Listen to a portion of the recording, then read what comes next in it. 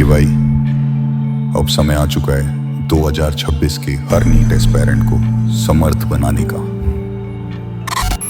तुम्हारे हर सवालों के जवाब दूंगा मैं ही दूंगा, क्योंकि मैं समर्थ हूं तुम्हारे हर सवाल के जवाब के लिए। और अब तुम्हें समर्थ बनाने आया हूं नीट 2026 के लिए।